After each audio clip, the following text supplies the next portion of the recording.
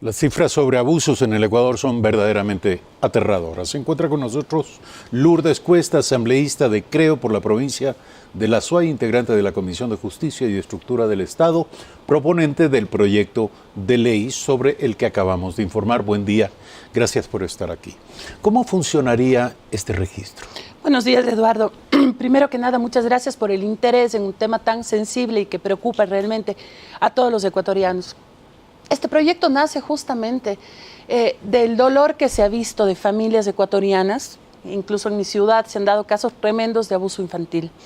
¿Cómo va a funcionar este registro? Una persona que ha cumplido su condena, que ya ha sido sentenciada y termina esa condena por cualquier tipo de delito contra la integridad sexual de niños, niñas y adolescentes, pasaría a formar parte de este registro. ¿Qué hace este registro? Inhabilitarle para que vuelva a trabajar cerca de niños, niñas y adolescentes una vez cumplida su condena.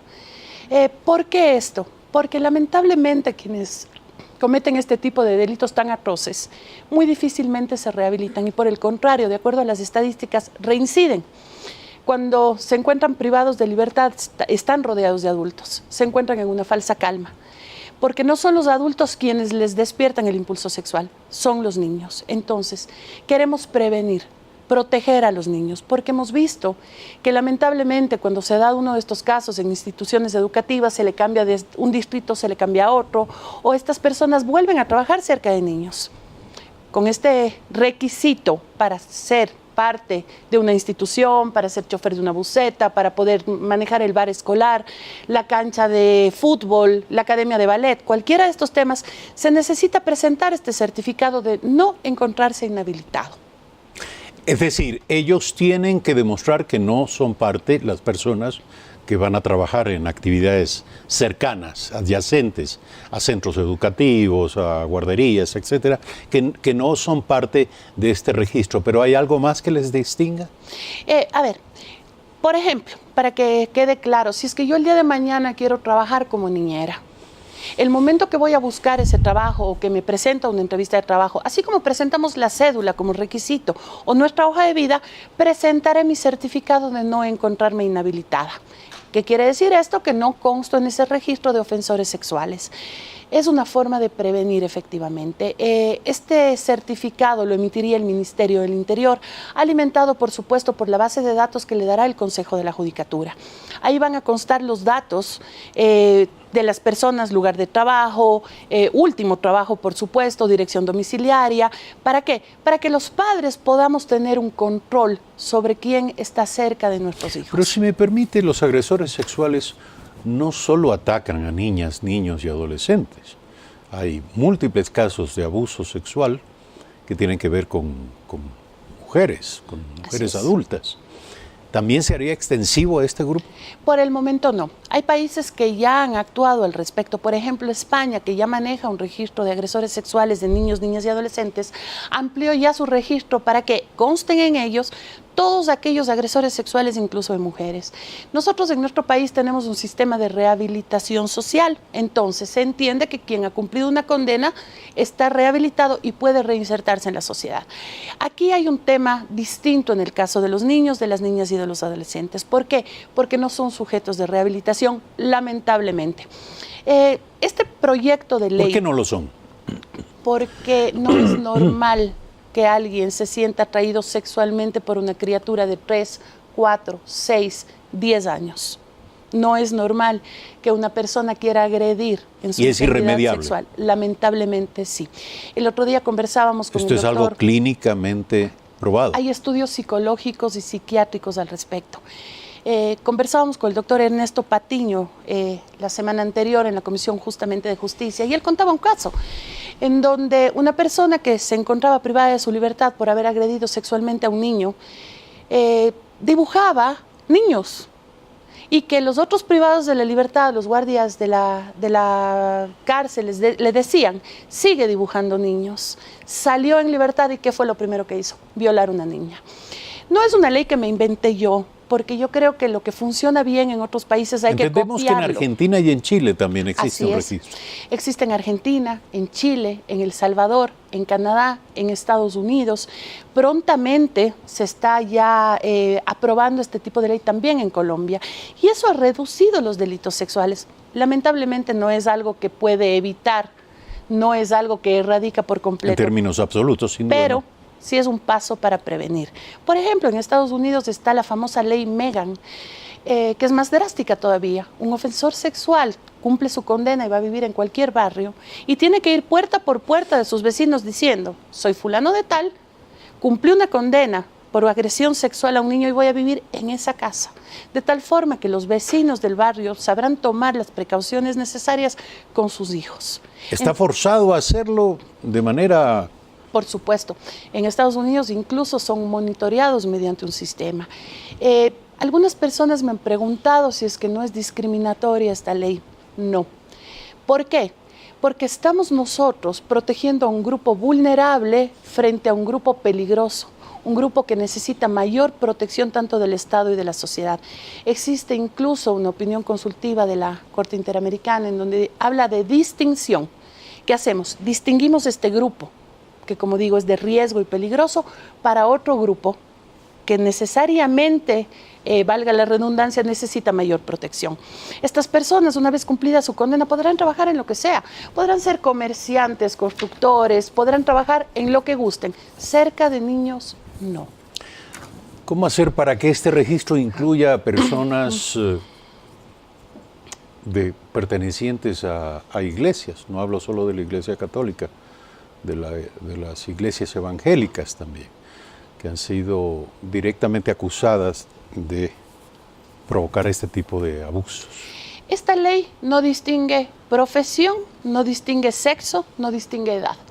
Todos aquellos que hayan cometido cualquier tipo de delito contra la integridad sexual de un niño, de una niña o un adolescente pasarán a formar parte de este registro. Insisto, no importa profesión, religión, condición, no importa. Todos pasarían a formar parte de este registro.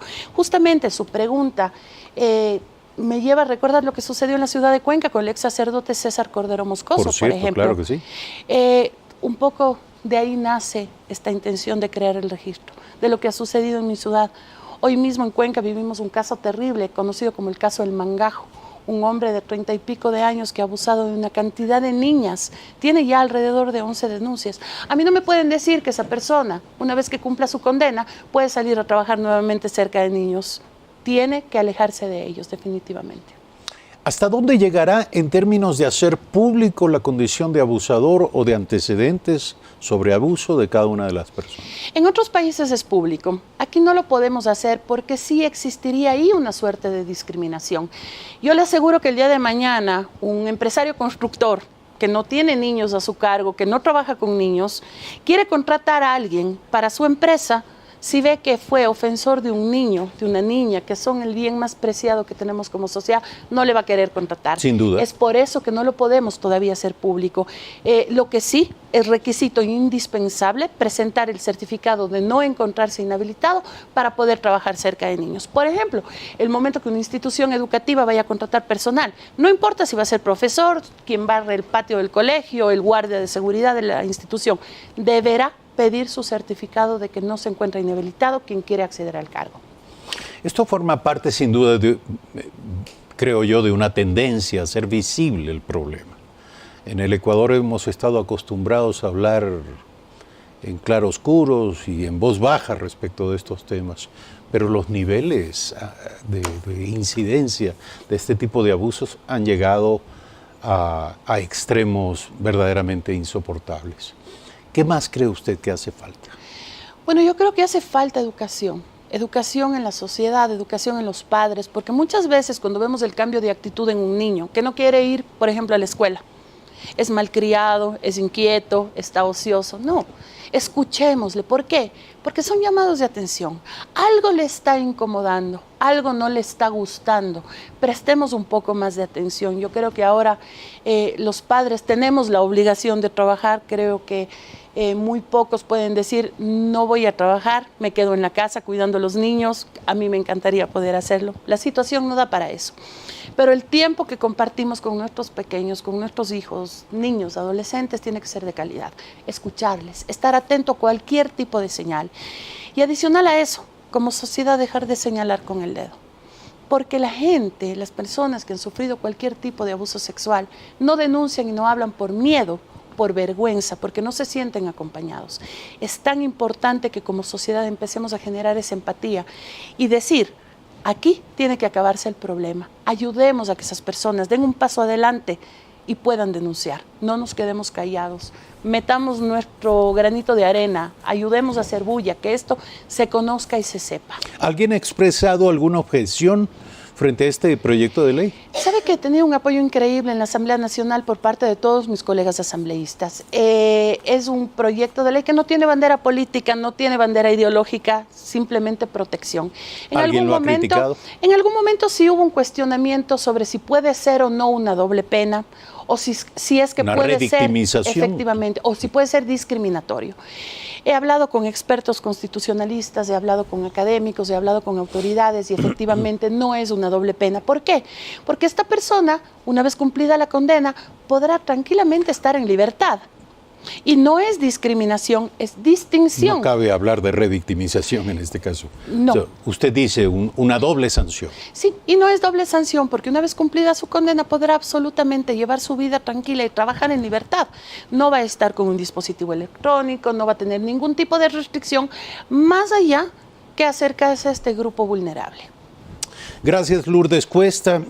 Hay que organizarse, evidentemente, para ayudar a quienes verdaderamente lo necesitan, que son las víctimas potenciales, las que ya lo fueron, y por supuesto las víctimas potenciales de los abusadores sexuales en el Ecuador. Lourdes Cuesta, asambleísta de Creo y proponente del proyecto de ley de registro nacional de violadores, abusadores y agresores sexuales de niñas, niños y adolescentes. Brevísimo corte. Al regresar, Vilma Andrade, asambleísta nacional por la Izquierda Democrática. ¿Qué pasa? ¿Cómo se reorganizan las fuerzas políticas al interior de la legislatura? Ya volvemos.